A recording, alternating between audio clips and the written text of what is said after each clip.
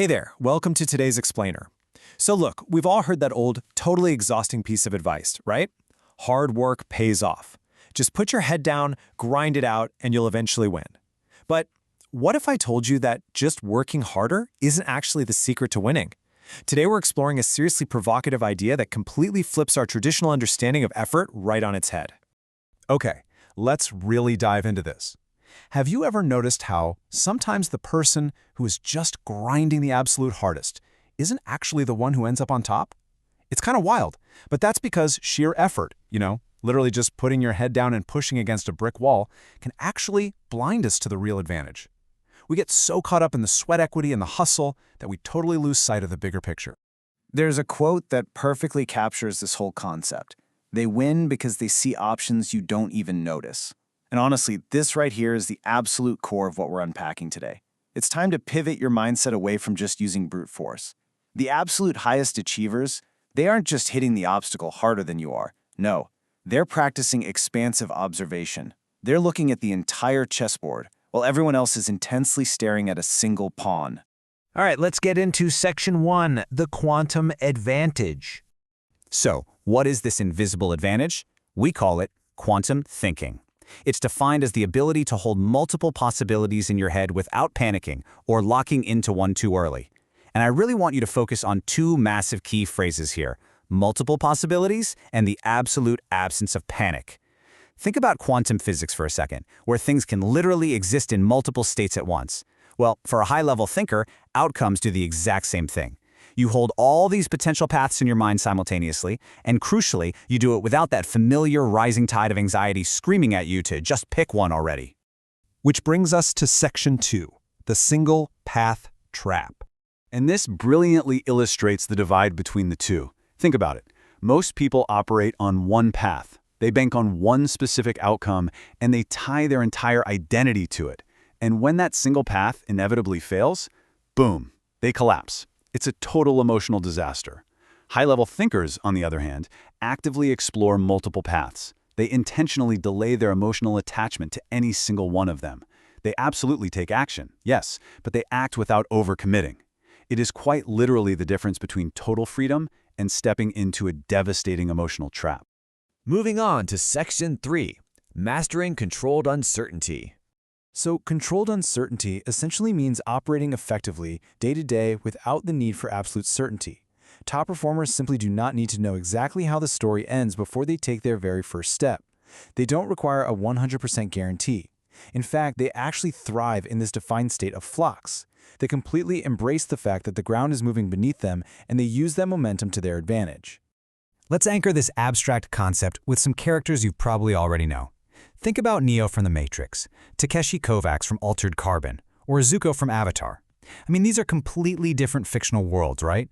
But the underlying pattern here is exactly the same. Their true superpower isn't actually martial arts or firebending. No, it's lightning-fast adaptability. They adapt incredibly fast because they are never, ever locked into just one version of themselves. They evolve instantly the second the situation demands it. And here is the real secret of it all. It is not intelligence. You really don't need a genius-level IQ to pull this off.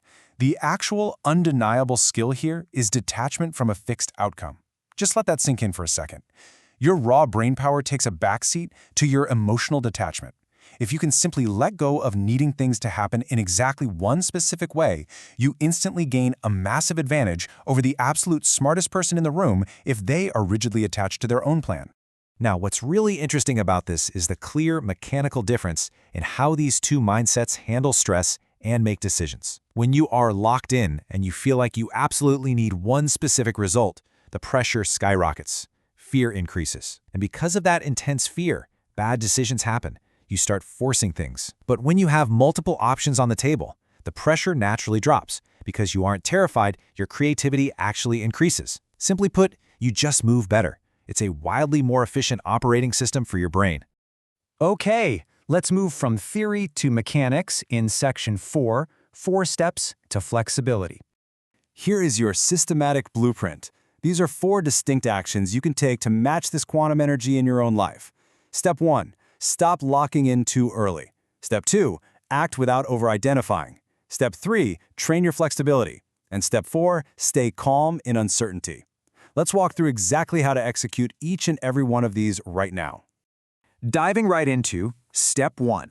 You need to make a very specific internal dialogue shift. When you start a new project, instead of telling yourself, "Oh man, this must work," which, let's be honest, immediately creates massive pressure, you need to deliberately shift your thinking. Tell yourself, this is one of several options. Can you feel how much lighter that is? You are actively preventing your brain from locking into a terrifying single do-or-die path. Next up is Step 2. Do the thing. Honestly, go all in on the action and do truly great work. But I am warning you right now, do not make it your identity. If your entire sense of self-worth is totally tied up in a single project, or a single job, or even a single relationship, well, a failure isn't just a minor setback anymore. It becomes an existential threat. So act with absolute conviction, but keep your core identity completely separate from the final outcome. Moving right along to Step 3. You have to actively train your mental flexibility, just like you'd train a muscle at the gym, and you do it by asking yourself this exact question: what are 3 other ways this could go? I challenge you to ask yourself this every single day, before a major meeting, before launching a product, or even before having a really tough conversation. Force your brain to constantly map out alternate realities so you are literally never caught off guard. Which brings us to Step 4. When uncertainty inevitably hits, because we all know it will, contrast how the masses react with how you are going to react. Most people panic, right? They desperately try to force outcomes because they are absolutely terrified of losing control. But you're going to use the calm 3-part observation loop of the quantum thinker. Observe, adjust, move. There's no panic. There's no forcing. It's just a calm, calculated recalibration based on what's actually happening in reality. Let's wrap this all up in Section 5, the ultimate mindset shift. So the crucial point we've been building toward is right here. Winners don't control everything. They adapt faster than everyone else. This is a massive, real-life truth. The great illusion of success is that the people at the top are just perfectly pulling all the strings and dictating every single outcome. But the reality? No way. They are just the fastest ones to adapt when those strings inevitably get tangled up. Embracing this idea means making a total philosophical pivot. You literally have to abandon the rigid search for perfection. Stop constantly asking yourself, what's the right move? Because honestly, there rarely is one perfectly right move anyway. Instead, I want you to expand your vision. Start asking, how many moves can I see right now? I seriously want you to memorize this burning question. Carry this exact prompt into your own life today. When you're feeling stuck, when the pressure is mounting, or when that single path you were really hoping for gets blocked, just pause, take a deep breath, and ask yourself, how many moves can I see right now? Because here is exactly why all of this matters. The more you see, the less you get trapped. Real, undeniable power doesn't come from forcing the world to bend to your one specific path. Real power comes from having so many paths that no single failure can ever possibly stop you. And that, my friends, is the true essence of quantum thinking. So, as you head back into your own challenges today, I leave you with this. How many options are you going to let yourself see? Thank you so much for joining me for this explainer. Stay flexible out there, and I'll catch you next time.